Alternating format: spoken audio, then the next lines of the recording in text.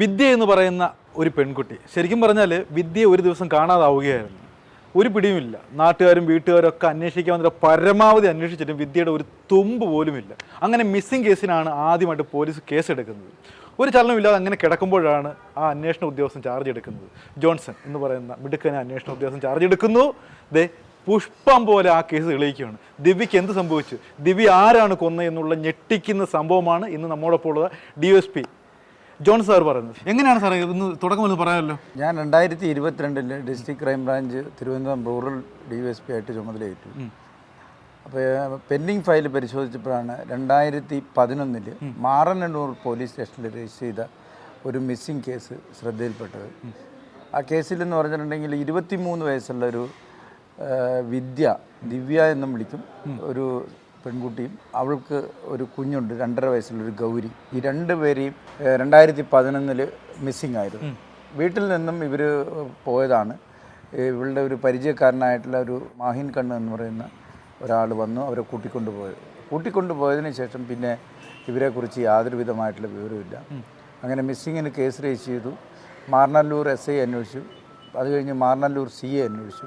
3-ാമത്തെ ദിവസം ഈ വിദ്യയുടെ അച്ഛനും അമ്മയും പോലീസ് സ്റ്റേഷനിൽ കൊണ്ടുപോയി പരാതി കൊടുത്തപ്പോൾ ഈ മാഹിൻ കണ്ണെന്ന് പറഞ്ഞ ആളുടെ വീട് പൂവാറാണ്. അവിടെ പൂവാർ സ്റ്റേഷനിൽ പരിധിയിൽ ഒരു ഓട്ടോറിക്ഷ അന്നേരം ഓടിക്കായിരുന്നു. അപ്പോൾ അവിടത്തേക്ക് ഇൻഫർമേഷൻ കൊടുത്ത പ്രകാരം ഈ ഓട്ടോറിക്ഷ ഈ മാഹിൻ കണ്ണിനും അവിടെ വിളിച്ചു വരുത്തി അവിടെ നിർത്തി കഴിഞ്ഞതിന് ശേഷം പരാതിക്കാരായിട്ടുള്ള ഈ വിദ്യയുടെ അമ്മയും അച്ഛനെയും അവിടേക്ക് വിളിച്ച് ചോദ്യം ചെയ്ത് കഴിഞ്ഞപ്പോൾ അന്നേരം സാറിന് സംശയമുണ്ട്. ഈ മിസ്സിംഗ് കേസ് വന്നപ്പോഴത്തേക്ക് സാറിൻ്റെ ഒരു നിഗമനം എന്തായിരിക്കും? മിസ്സായി അല്ലെങ്കിൽ തട്ടിക്കളഞ്ഞെന്നുള്ള ചിന്ത ഉണ്ടായിരുന്നു? അല്ല, അന്നൊന്നും ഞാൻ ആ ജില്ലയിൽ ജോലി ചെയ്യുന്നില്ല. ഇത് 10 വർഷങ്ങൾക്ക് മുമ്പ് രജിസ്റ്റർ ചെയ്ത കേസ്. 10 വർഷം മുമ്പ് രജിസ്റ്റർ ചെയ്തപ്പോൾ ആദ്യഘട്ടത്തിൽ പോലീസ് നടത്തിയ ചില അന്വേഷണങ്ങളാണ് ഞാനീ പറഞ്ഞത്. അങ്ങനെ അവിടെ വിളിച്ചു വരുത്തിയതിന് ഇപ്പോൾ ഈ മാഹിൻ കണ്ണ് പറഞ്ഞു അത് ഈ കുട്ടിയെയും അമ്മയും വിദ്യയും കുഞ്ഞിനെയും വേളാങ്കണ്ണിയിൽ ഇയാളുടെ ഒരു സുഹൃത്തിൻ്റെ വീട്ടിൽ കൊണ്ട് ആക്കിയതാണ്, അവിടെ ഉണ്ടെന്ന് പറഞ്ഞു. അവിടെ ഉണ്ടെന്ന് പറഞ്ഞപ്പോൾ 2-3 ദിവസത്തിനുള്ളിൽ അവരെ കൊണ്ടുവരാം എന്നും പറഞ്ഞിട്ട് ഇയാൾ അവിടെ ഈ പരാതിൻ്റെ ഭാഗമായിട്ട് എഴുതി വെച്ചിട്ട് ഇവനെ അവിടെ നിന്ന് മാറനല്ലൂർ സ്റ്റേഷനിൽ വിട്ടയച്ചു. പക്ഷേ അന്ന് പോയ മാഹിൻ കണ്ണ് പിന്നെ എന്ത് ചെയ്തെന്ന് വെച്ചിട്ടുണ്ടെങ്കിൽ മുങ്ങിക്കളഞ്ഞു. പകരം ഈ മിസ്സിംഗ് കേസിൻ്റെ അന്വേഷണം അവിടുത്തെ ഒരു അഡീഷണൽ SIയും പിന്നെ വേറൊരു ASIയും ചേർന്നാണ് നടത്തിയത്. അവർ ഈ വേളാങ്കണ്ണിയിൽ ഇയാൾ പറഞ്ഞത് പ്രകാരം അവിടെ പോവുകയും അവിടെ ചെന്ന് ഇയാൾ പറഞ്ഞ സുഹൃത്തിനെ കാണുകയും ചെയ്തു. പക്ഷേ അവിടെ വെരിഫൈ ചെയ്തപ്പോൾ അങ്ങനെ ഒരാളെ ഇവർ കൂട്ടിക്കൊണ്ട് വരികയോ അവൻ്റെ അടുത്ത് താമസിപ്പിക്കുകയോ അങ്ങനെയുള്ള ഒരു കാര്യങ്ങൾ ചെയ്തിട്ടില്ല. പിറ്റേ ദിവസം വിളിപ്പിക്കാൻ ശ്രമിച്ചപ്പോൾ ഈ മാഹിൻ കണ്ണിന് സ്ഥലത്തില്ലായിരുന്നു. മാഹിൻ കണ്ണ് സ്ഥലത്ത് നിന്ന് മാറിയതിന് ശേഷം പല പ്രാവശ്യം പല സ്ഥലങ്ങളിലൊക്കെ ഇവനെ അന്വേഷിച്ചെങ്കിലും ഇവനെ കണ്ടെത്താൻ സാധിച്ചിട്ടില്ല. ഇവൻ വേറെ ഒരു സ്ഥലത്ത് ഇവൻ്റെ ഒരു അമ്മായി ബന്ധു ആയിട്ടുള്ള ഒരു സ്ത്രീയുടെ വീട്ടിൽ പോയി കുറച്ച് നാൾ ഒളിവിൽ കഴിഞ്ഞു. അവിടെ നിന്ന് അവനവിടെ പാസ്പോർട്ടും ഇതൊക്കെ സംഘടിപ്പിച്ചിട്ട് ഗൾഫിലേക്ക് പോയി. പിന്നെ 4 വർഷം കഴിഞ്ഞിട്ടാണ് ഈ മാഹിൻ കണ്ണ് തിരിച്ചെത്തുന്നത്. ഈ പെൺകുട്ടിയെയും കുഞ്ഞിനെയും കാണാതായ സമയത്ത് ഈ മാഹിൻ കണ്ണിനും ഭാര്യയും 2 കുട്ടികളുമുണ്ട്. അതിനുശേഷം 4 വർഷത്തിന് ശേഷം വന്നപ്പം പിന്നെ മാറനല്ലൂർ CA ഈ കേസ് അന്വേഷിച്ചു. ഈ മാഹിൻ കണ്ണിനെ വിളിച്ചു വരുത്തി ചോദ്യം ചെയ്ത സമയത്ത് പറഞ്ഞതെന്ന് പറഞ്ഞിട്ടുണ്ട്, ഇയാൾ ആദ്യത്തെ സ്റ്റേറ്റ്മെൻറ്റിൽ പറഞ്ഞിരിക്കുന്നത് അന്നത്തെ കാണാതായ ദിവസം ഈ വിദ്യ ഇയാളെ വിളിച്ചു വരുത്തി, കുഞ്ഞിന് സുഖമില്ല, അതുകൊണ്ടൊന്ന് ഹോസ്പിറ്റലിൽ പോകണമെന്ന് പറഞ്ഞു. അങ്ങനെ ഹോസ്പിറ്റലിൽ പോകാൻ വേണ്ടി ഇയാൾ ഓട്ടോറിക്ഷയിൽ കയറ്റി തിരുവനന്തപുരം ബാലരാമപുരം വരെ കൊണ്ടുവന്നു. അവിടെ ഒരു ഹോസ്പിറ്റലിൻ്റെ മുൻവശത്ത് ഇറക്കിയിട്ട് ഇവൻ വീട്ടിലേക്ക് പോയി എന്നാണ് ഇയാൾ കൊടുത്ത സ്റ്റേറ്റ്മെൻറ്റ്. അങ്ങനെ ഹോസ്പിറ്റൽ രേഖകളൊന്നും പരിശോധിച്ചപ്പോൾ ഇവർ അവിടെ ചികിത്സിച്ചതായിട്ടോ ഒന്നും യാതൊരുവിധ തെളിവോ രേഖകളോ ഒന്നും കിട്ടിയിട്ടില്ല. ഇയാൾ ഈ പറയുന്ന ഒരു സ്റ്റേറ്റ്മെൻറ്റിൽ ഉറച്ചു നിന്നു. അതായത് ഇങ്ങനെ കൂട്ടിക്കൊണ്ടുപോയി എന്നുള്ളത് ശരിയാണ്, ബാലരാമപുരത്ത് ഇറക്കിയും വിട്ടു, പിന്നീട് എന്താണ് അവർക്ക് സംഭവിച്ചതെന്ന് എനിക്കറിയില്ല എന്നുള്ള ഒറ്റ സ്റ്റാൻഡിൽ തന്നെ നിന്നു. പിന്നെ ഈ കേസിൽ യാതൊരുവിധ പുരോഗതിയും ഇല്ലാത്തതിനാൽ ഈ വിദ്യയുടെ അമ്മ മുഖ്യമന്ത്രിക്ക് ഒരു പരാതി കൊടുത്തു. ആ പരാതി പ്രകാരം ഈ case district crime branch Thiruvananthapuram rural DYSP അന്വേഷിക്കുന്നതിന് വേണ്ടിയിട്ട് ട്രാൻസ്ഫർ ചെയ്ത് കൊടുത്തു. അങ്ങനെയാണ് ഞാൻ 2022 അവിടെ DSP ആയിട്ട് ചുമതലയേൽക്കുന്നത്. അപ്പോൾ ചുമതലയേറ്റപ്പോഴാണ് ഈ കേസ് എൻ്റെ ശ്രദ്ധയിൽപ്പെട്ടതിന് ശേഷം ഞാൻ മാഹിൻകണ്ണിനെ വീണ്ടും വിളിപ്പിച്ച് ചോദ്യം ചെയ്തപ്പം ഈ പഴയ അന്വേഷണ ഉദ്യോഗസ്ഥന്മാരോട് പറഞ്ഞതുപോലെ തന്നെ ബാലരാമപുരത്ത് ഇറക്കി വിട്ടു. അപ്പം ഞാൻ ഇയാളെ പിന്നെ തുടർച്ചയായിട്ട് വിളിച്ചു. സംശയം തോന്നിയത് എന്ന് പറഞ്ഞാൽ ആദ്യത്തെ ഇതിലെന്ന് പറഞ്ഞിട്ടുണ്ടെങ്കിൽ ഇതിൽ മറ്റ് ഈ ലാസ്റ്റ് കാണുന്നത് ഇയാളാണ്, മാഹിൻകണ്ണാണ്. ഈ കുഞ്ഞിനെയും അമ്മയും കാണുന്നതും കൂട്ടിക്കൊണ്ടു പോകുന്നതും മാഹിൻകണ്ണാണ്. അത് കഴിഞ്ഞതിന് ശേഷം ഒരാൾ പോലും ഇവരെ ജീവനോടെ കണ്ടിട്ടില്ല. അപ്പോൾ സ്വാഭാവികമായിട്ടും എനിക്ക് തോന്നി ഇവർ കൊല്ലപ്പെട്ടതാണെന്ന് എനിക്കൊരു സംശയം മനസ്സിൽ തോന്നി എന്ന് പറഞ്ഞിട്ടുണ്ടെങ്കിൽ ഇയാൾ കൊണ്ടുപോയി, ഇയാളാണ് ലാസ്റ്റ് കാണുന്നത്. അതുകൊണ്ട് ബാക്കി എന്ത് സംഭവിച്ചതെന്ന് മറുപടി പറയാൻ ഇയാൾ ബാധ്യസ്ഥനാണ്. പക്ഷേ ഇയാൾ അത് മറച്ചു വെക്കുന്നത് കൊണ്ട് ഇയാൾ ആ കുഞ്ഞിനെയും അമ്മയും കൊന്നതാകാം എന്നുള്ള ഒരു ചിന്താഗതി എനിക്ക് വന്നുകൊണ്ട് ഞാൻ അയാളെ തുടർച്ചയായിട്ട് വിളിച്ചു ഓഫീസിൽ. ഈ വിദ്യ പ്രസവം നടത്തിയത് തൈക്കാട് അമ്മയും കുഞ്ഞും ഗവൺമെൻറ് ഹോസ്പിറ്റലാണെന്ന് അറിഞ്ഞു. അപ്പോൾ അവിടെ അന്വേഷിച്ചു, പഴയ രേഖകളൊക്കെ പരിശോധിച്ചപ്പോൾ ഈ ബർത്ത് സർട്ടിഫിക്കറ്റിൻ്റെ കോപ്പി കിട്ടിയപ്പോൾ അതിൽ ഈ ഗൗരി എന്ന് പറയുന്ന 2.5 വയസ്സുള്ള കുട്ടിയുടെ അച്ഛൻ്റെ സ്ഥാനത്ത് പേര് ചേർത്തിരിക്കുന്നത് ഈ മാഹിൻകണ്ണാണ്. അപ്പോൾ ഈ ഞാൻ നേരത്തെ ചോദ്യം ചെയ്തപ്പോഴും മുൻ അന്വേഷണ ഉദ്യോഗസ്ഥന്മാർ ചോദ്യം ചെയ്തപ്പോഴും ഇയാൾ പറഞ്ഞ ഒരു സ്റ്റാൻഡ് എന്ന് പറഞ്ഞാൽ വിദ്യയായിട്ട് എനിക്ക് സൗഹൃദം മാത്രമേ ഉള്ളൂ, മറ്റൊരു ബന്ധവും എനിക്കില്ല. പക്ഷേ ഈ കുട്ടിയുടെ അച്ഛൻ്റെ സ്ഥാനത്ത് മാഹിൻകണ്ണ് എന്ന പേര് വന്നപ്പോഴേക്കും ഇയാളത് കളവാണ് നേരത്തെ പറഞ്ഞതെന്ന് എനിക്ക് മനസ്സിലായി. അതൊരു പിടിവള്ളിയായി. അതായത് സൗഹൃദമുള്ള ഒരാളുടെ പേര് പിന്നെ സ്വന്തം കുഞ്ഞിൻ്റെ പിതൃസ്ഥാനത്ത് എഴുതി ചേർക്കില്ല. അപ്പോൾ അതെ. അതിന് ശേഷം ഞാൻ ആ കോപ്പി എടുത്ത് വെച്ചതിന് ശേഷം ഇയാളെ വിളിപ്പിച്ചു. ഞാൻ ചോദിച്ചു, ഇതെങ്ങനെ വന്നു? സൗഹൃദം മാത്രമല്ലേ ഉള്ളൂ, പിന്നെ എന്തിനാണ് ഇയാളുടെ പേര് അതിൽ അങ്ങനെ വന്നത് എന്ന് ചോദിച്ചപ്പോൾ ഇയാൾ അത് പറഞ്ഞ് അതെനിക്കറിയില്ല എന്നാണ് അയാൾ പറയുന്നത്. എൻ്റെ പേര് എങ്ങനെയാണ് വന്നത്? അപ്പം പർപ്പസ്ഫുള്ളിയായിട്ട് ഈ പറയുന്ന കാര്യങ്ങൾ അയാൾക്കെതിരെയുള്ള തെളിവുകളും എല്ലാം വെച്ചിട്ട് ചോദിച്ചിട്ടും പല കാര്യങ്ങൾ വെച്ചു ഇയാൾ അത് പഴയ ഇതിലേക്ക് വന്നു. പിന്നീട് കൂടുതലായിട്ട് വെരിഫൈ ചെയ്ത സമയത്ത് ഇയാൾക്ക് അന്നൊരു ഓട്ടോറിക്ഷ ഉണ്ടായിരുന്നെന്ന്. ആ ഓട്ടോറിക്ഷ ഇയാൾ എന്ത് ചെയ്തു എന്ന് വെച്ചിട്ടുണ്ടെങ്കിൽ ഈ പോലീസ് സ്റ്റേഷനിൽ വിളിപ്പിച്ചതിന് ശേഷം അപ്പോൾ അവിടുത്തെ പോലീസുകാർ പറഞ്ഞു, ഈ ഓട്ടോ ഇവിടെ കിടക്കട്ടെ, നീ നാളെ വന്നിട്ട് അവരെ കാണിച്ചു തന്നിട്ട് കൊണ്ടുപോയിക്കോന്ന് പറഞ്ഞു. പക്ഷെ പിന്നീട് ഇയാൾ ഈ ഓട്ടോ എടുക്കാൻ പിന്നെ പോയിട്ടേ ഇല്ല. പോലീസ് സ്റ്റേഷനിൽ ആ ഓട്ടോ പിന്നെ ഉപേക്ഷിച്ചിട്ട് പോയി. അപ്പോൾ എനിക്ക് കൂടുതലായിട്ട് ഇവനിലേക്കുള്ള സംശയം കൂടുതലായിട്ട് വന്നു. എന്ന് പറഞ്ഞാൽ ഒരു വാഹനത്തിൽ പോയി ഒരു ഓട്ടോ അയാൾ ഓടിച്ചുകൊണ്ടിരുന്ന ഉപജീവന മാർഗ്ഗമാണ്. ഇവരെ കൊണ്ടുവന്നിട്ട് നീ പോയാൽ മതി എന്ന് പറഞ്ഞപ്പോൾ ആ വാഹനമേ അയാൾ ഉപേക്ഷിച്ചിട്ട് പോയി. അപ്പോൾ ഇയാൾ ഇല്ലില്ല, പോവുകയോ വാഹനം ഇറക്കാൻ ശ്രമിക്കുകയോ വാഹനം ഇറക്കുകയോ ഒന്നും ചെയ്തിട്ടില്ല. പരാതി കൊടുക്കുകയോ അല്ലെങ്കിൽ ഇപ്പം സത്യസന്ധമായിട്ടുള്ളതാണെങ്കിൽ എൻ്റെ വാഹനം ഇങ്ങനെ പിടിച്ചവിടെ ഇട്ടിട്ട് എനിക്ക് റിലീസ് ചെയ്ത് തരുന്നില്ല എന്ന് പറഞ്ഞിട്ട് ഇയാൾക്ക് പരാതി കൊടുക്കാം. ഒന്നും പരാതിയില്ല, അത് ഉപേക്ഷിച്ച് കളഞ്ഞു. അപ്പം അത് ഞാൻ തെളിവിലേക്ക് എടുത്തു. ഇതൊന്നും പുള്ളി അറിയുന്നില്ല, ഇല്ല അയാളെ അറിയിച്ചുകൊണ്ട് വളരെ അയാളെ വിളിക്കുന്നുണ്ട്, ചോദ്യം ചെയ്യുന്നുണ്ട്, സ്റ്റേറ്റ്മെൻറ്റ് എടുക്കുന്നുണ്ട്, വിടുന്നുണ്ട്. സമാന്തരമായിട്ട് അയാളുടെ ഭാര്യയെ വിളിച്ചു. ഞാൻ ഭാര്യയെ വിളിച്ചിട്ട് ഇയാളെ മാറ്റി നിർത്തിയിട്ട് വേറെ റൂമുകളിൽ വെച്ച് അവരുടെ ഭാര്യയുടെ സ്റ്റേറ്റ്മെൻറ്റ് എടുത്തു. 3-4 സ്റ്റേറ്റ്മെൻറ്റ് എടുക്കുകയും ചോദിച്ചപ്പോഴും ഇതിലൊരു ഭാര്യയ്ക്കും ഒരു അറിവുള്ളത് പോലെ എനിക്ക് തോന്നി. ആദ്യമൊക്കെ എന്നാ ഇവർ രണ്ടും ഈ വിദ്യ എന്ന് പറയുന്ന സ്ത്രീയെ അറിയില്ല എന്നുള്ള ഒരു സ്റ്റാൻഡ് എടുത്തു. പക്ഷേ ഒരു നിർണായക നിമിഷത്തിൽ വേറെ അടുത്തുനിന്ന് എനിക്കൊരു ഇൻഫർമേഷൻ കിട്ടിയത്, ഈ വിദ്യയുടെ വീട്ടിൽ ഈ ഭാര്യയായിട്ട് പിണങ്ങി നിൽക്കുന്ന സമയത്ത് വിദ്യയുടെ വീട്ടിൽ ഇയാൾ പോയി താമസിച്ചിട്ടുണ്ട്. താമസിച്ച് കഴിഞ്ഞപ്പോഴേക്കും ഈ ഭാര്യയുടെ ആങ്ങളമാരും ഈ മാഹിൻകണ്ണിൻ്റെ ചേട്ടന്മാരുമാണ് ഒരു ദിവസം വണ്ടി എടുത്തുകൊണ്ടിട്ട് ഇവനെ അവിടുന്ന് ബലമായി പിടിച്ചുകൊണ്ടിരാണ്. ഇത് ഭാര്യയ്ക്ക് കൃത്യമായിട്ടറിയാം. പക്ഷേ നമ്മൾ പല പ്രാവശ്യം ഇതിനു മുമ്പ് ചോദിച്ചപ്പോഴൊന്നും ഭാര്യ അറിയില്ലെന്ന് പറഞ്ഞു. അറിയില്ല എന്ന് പർപ്പസ്ഫുള്ളായിട്ട് അറിയാമെന്ന് പറയാം, പക്ഷേ അറിയുകയും ചെയ്യാം. പക്ഷേ അറിയില്ല എന്ന് പറഞ്ഞപ്പം എന്തോ ഇവളും കൂടി അറിയുന്ന ഒരിതാണെന്ന് എനിക്ക് സംശയം തോന്നി. വീണ്ടും അങ്ങനെ കൂടുതലായിട്ട് ചോദിച്ചു. ലാസ്റ്റ് പിന്നെ രണ്ടുപേരെയും വിളിച്ച് ഇവരുടെ സുഹൃത്തുക്കളെ കുറേ പേരെ ഞാൻ വെരിഫൈ ചെയ്തു. ഇവൻ പറഞ്ഞ സ്ഥലങ്ങളിലൊക്കെ ഇവൻ പോയിട്ടുണ്ടോ എന്ന് നോക്കി. അവിടെ ഞാൻ നേരിട്ട് പോയി. അതുപോലെ തന്നെ ഇവൻ്റെ സുഹൃത്തുക്കളോട് ചില ആൾക്കാരോട് ഇവൻ്റെ പഴയ ബന്ധങ്ങളും ഇതൊക്കെ വെച്ചപ്പോൾ കുറച്ച് പേര് അതിനു മുമ്പ് പോലീസ് ചോദിക്കാത്ത കുറച്ച് സുഹൃത്തുക്കളെ ചോദിച്ചപ്പോൾ ഈ വിദ്യയായിട്ട് ഇവന് പ്രണയബന്ധം ഉണ്ടായിരുന്നെന്നും ഇതിലുണ്ടായ കുഞ്ഞാണിതെന്ന് എനിക്ക് മനസ്സിലായി.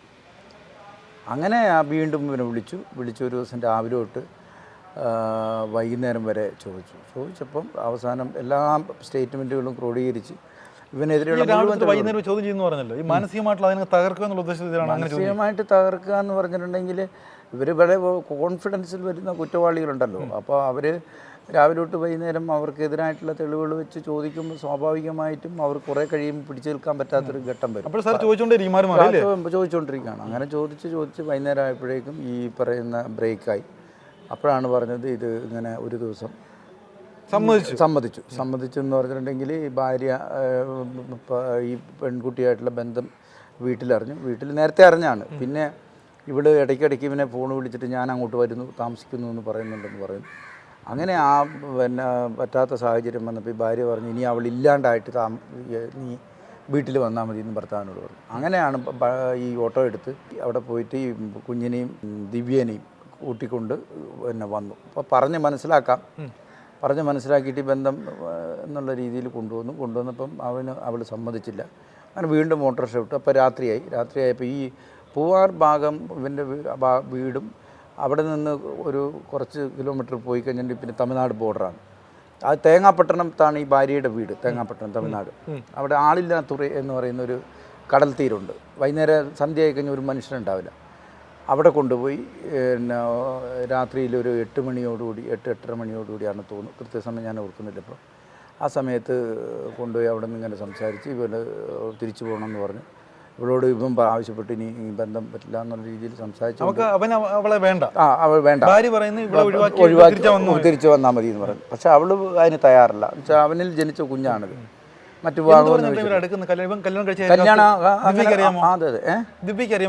ഇല്ല, അറിയില്ലായിരുന്നു. പിന്നീട് ഇവൻ്റെ കൂടെ താമസിക്കുമ്പോൾ ഈ ഫോണ് വിളിക്കുന്നത് കേട്ടിട്ടാണ് ഇവൻ കല്യാണം കഴിച്ചാണെന്നും 2 കുട്ടികളുണ്ടെന്നും ഇവൾ അറിയുന്നത്. അന്ന് പിന്നെ ചെറിയതായിട്ട് പ്രശ്നങ്ങളൊക്കെ തുടങ്ങി. അപ്പോൾ ഈ അതെ വിവാഹബന്ധം മറച്ചു വെച്ചിട്ടാണ് ഇവളുമായിട്ട് ഇവൻ പ്രണയത്തിലാവുന്നത്. അങ്ങനെ ഇങ്ങനെ സംസാരിച്ച് ഇവൾ അടുക്കുന്നില്ല എന്ന ഘട്ടം വന്നപ്പോൾ ഇങ്ങനെ സംസാരിച്ചുകൊണ്ട് കുഞ്ഞിനെ എടുത്തുകൊണ്ട് നിൽക്കുമ്പോൾ ഒരു ചവിട്ടം വെച്ച് കൊടുത്തു. ആ ചവിട്ടലിന് ഇത് താഴേക്ക് നല്ല വെള്ളം ഇങ്ങനെ അടിച്ച് നല്ല ശക്തിയിൽ വരുന്നൊരു തീരമാണ്, നല്ല ഹൈറ്റും ഉണ്ട്. അതിലേക്ക് ഈ അമ്മയും കുഞ്ഞും തെറിച്ച് പോയിട്ട് പോകുന്ന പോക്കിൽ തന്നെ ഈ കുട്ടി ഈ അമ്മയുടെ കയ്യിൽ നിന്നും തെറിച്ച് പോയി, വേറെ ഇതിലേക്ക് പോയി. അപ്പോൾ കുട്ടി വെള്ളത്തിലേക്കായി. ഈ കുട്ടിയെ രക്ഷിക്കുന്നതിന് വേണ്ടിയിട്ട് ഇവള് കടലിലേക്ക് ചാടി. പക്ഷെ വലിയൊരു തിര വന്നപ്പം 2 പേരെയും എടുത്തിട്ട് പോയി. അപ്പോൾ ഇവന് നോക്കി നിന്നു. ആ കരയിൽ അവൻ്റെ സ്റ്റേറ്റ്മെൻ്റ് അങ്ങനെയാണ്, കൃത്യമായിട്ട് അത് പറയുന്നുണ്ട്. ഇവരെ തിരയെടുത്ത് ഉള്ളിലേക്ക് കൊണ്ടുപോകുന്നത് നോക്കി നിന്നിട്ട് ഓട്ടോറിക്ഷ എടുത്ത് കുഞ്ഞാണ്, അങ്ങനെയുള്ള പശ്ചാത്തലം ഒന്നുമില്ല. അല്ല, കുഞ്ഞല്ലേ എളിയിലിരിക്കുകയായിരുന്നല്ലോ. കുഞ്ഞിനെ അടക്കമാണ് ചവിട്ടി കൊല്ലണം എന്നുള്ള ഉദ്ദേശത്തിലാണല്ലോ ചെയ്യുന്നത്. പിന്നെ രക്ഷപ്പെടുത്തേണ്ട കാര്യം കുഞ്ഞിനോട് ഒരു സഹതാപവും ഇല്ല. അങ്ങനെ അവർ വെള്ളത്തിൽ പോയി. ഇപ്പം തിരിച്ചു വന്നു, ആരും കണ്ടിട്ടോ ഇല്ല, ഒന്നുമില്ല. പിന്നെയാണ് മിസ്സിങ്ങിനൊക്കെ പരാതി കൊടുക്കുന്നത്. അങ്ങനെ ഞാൻ ഇപ്പം പറഞ്ഞ സ്റ്റേറ്റ്മെൻറ്റ് ശരിയാണോ എന്നറിയാൻ വേണ്ടി ഇവനെയും കൂട്ടിയിട്ട് തമിഴ്നാട്ടിലേക്ക് പോയി. തമിഴ്നാട്ടിൽ പോയപ്പം അവിടെ 2 തേങ്ങാപ്പട്ടണം ഒരു പോലീസ് സ്റ്റേഷനുണ്ട്, പിന്നെ വേറൊരു പോലീസ് സ്റ്റേഷൻ. അവിടെ ഏതെങ്കിലും ഇതുമായിട്ട് ബന്ധപ്പെട്ടിട്ടുള്ള അസ്വാഭാവിക മരണത്തിന് കേസ് രജിസ്റ്റർ ഉണ്ടോ എന്ന് അന്വേഷിച്ചപ്പം ഈ 2 പോലീസ് സ്റ്റേഷനിലും ഈ കുട്ടിയെ അന്ന് കൊണ്ടുവന്നതിൻ്റെ പിറ്റേ ദിവസമായിട്ട് 2 കേസുകൾ രജിസ്റ്റർ ചെയ്തതിൻ്റെ FIRൻ്റെ കോപ്പി ഞാൻ എടുത്തു.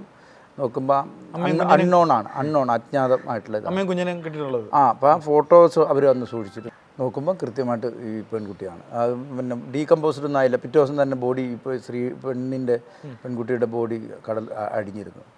ഈ കുഞ്ഞിൻ്റെ വേറൊരു സ്ഥലത്ത് ചെറുതായതുകൊണ്ട് ശരീരഭാരം കുറവായതുകൊണ്ട് തിരയടിച്ചുകൊണ്ടിട്ട് വേറൊരു തീരത്തടിഞ്ഞു. അവിടെ അവർ കരക്കടിഞ്ഞപ്പം അവിടെയും ഒരു കേസ് രജിസ്റ്റർ ചെയ്തു. ആ കേസ് രജിസ്റ്റർ ചെയ്തു. അവിടെ ഈ പോസ്റ്റ്മോർട്ടം നടത്തി അൺനോൺ എന്ന് പറഞ്ഞിട്ട് സംസ്കരിച്ചു.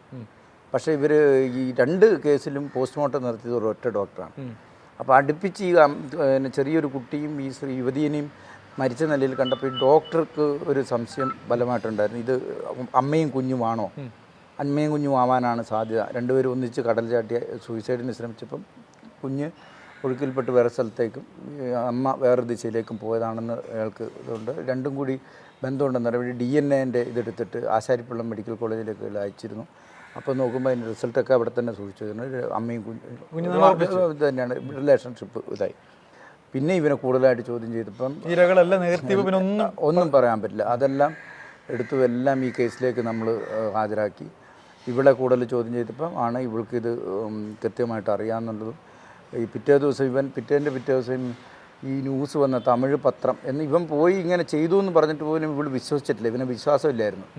അത് ഭാര്യയ്ക്ക് ഇങ്ങനെ ചെയ്തു എന്ന്. അപ്പം ഇവൻ കള്ളം പറയുന്നതാണ്, എവിടെയോ കൊണ്ടാക്കിയിട്ട് വന്നതാണെന്നാണ് ഭാര്യ വിചാരിച്ചത്. അപ്പം 2-3 ദിവസം കഴിഞ്ഞിട്ടുള്ള ഒരു തമിഴ് പത്രം, ആ തമിഴ് പത്രത്തിൽ ഈ ഈ കരക്കഴിഞ്ഞ ബോഡിയുടെ ചിത്രവും അതിൻ്റെ വാർത്തയും വന്നിരുന്നു. അതുകൊണ്ടേ കാണിച്ചപ്പോഴാണ് ഈ സ്ത്രീ വിശ്വസിച്ചത്. തീർന്നല്ലോ സംഭവം, മരിച്ചു എന്നുള്ള ഉറപ്പ്. ഈ ഇതിനെ കറക്റ്റായിട്ട് അറിയാം ഇവൾക്ക്. അപ്പോൾ അങ്ങനെ 120B ഗൂഢാലോചനയും മറ്റു കാര്യങ്ങളും വെച്ചിട്ട് ഭാര്യയും 2ാം പ്രതിയാക്കി ഈ 1ാം പ്രതിയായിട്ടുള്ള മാഹിൻ കണ്ണിനെയും അറസ്റ്റ് ചെയ്തു. 12 വർഷത്തിന് ശേഷമാണ് ഈ കേസ് തെളിയുന്നത്. അറിയില്ല എന്ന് പറയുന്ന ഒറ്റ വാക്കിൽ നിന്നാണ് സാറിന് പിടിവള്ളിയായത്. പേര് രേഖകളിൽ വരുന്നു, ഭാര്യയുടെ അറിയില്ല എന്നുള്ള. അതെ, ഒരുപക്ഷെ ഇത് അറിയാം അങ്ങനെയൊക്കെ പറഞ്ഞത് അറിയില്ല എന്ന് അവർ പറഞ്ഞപ്പം അത് അറിയാമോ എന്ന് ഞാൻ അന്വേഷിച്ചപ്പോൾ ഇവർക്ക് അറിയാം. അപ്പോൾ അവർ മനഃപൂർവ്വം എന്തോ മറച്ചു വെക്കുന്നതെന്ന് തോന്നി.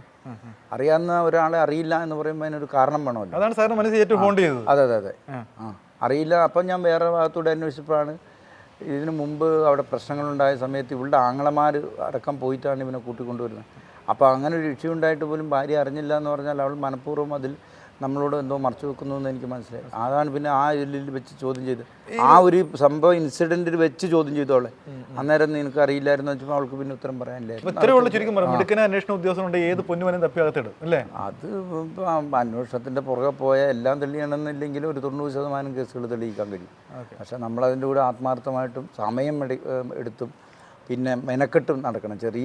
ചില തെളിവായിരിക്കും ഏറ്റവും വലിയൊരു ഇതിലേക്ക് വരുന്നത്. അത് ഇപ്പോൾ അവളുടെ ഒരു സ്റ്റേറ്റ്മെൻറ്റിലൂടെയാണ് അത് കിട്ടിയത്. പിന്നെ ഈ കുട്ടിയുടെ ബർത്ത് സർട്ടിഫിക്കറ്റിൻ്റെ കാര്യവും പറഞ്ഞപ്പം അതിലും ബന്ധമൊന്നുമില്ല എന്നാണ് പറഞ്ഞത്. അപ്പോൾ അതൊരിക്കലും നിഷേധിക്കാൻ പറ്റാത്ത കാര്യമാണ്. ഒരു ബർത്ത് സർട്ടിഫിക്കറ്റിൽ ഒരു ബന്ധമില്ലാത്ത പ്രധാനപ്പെട്ട പിടിവള്ളി.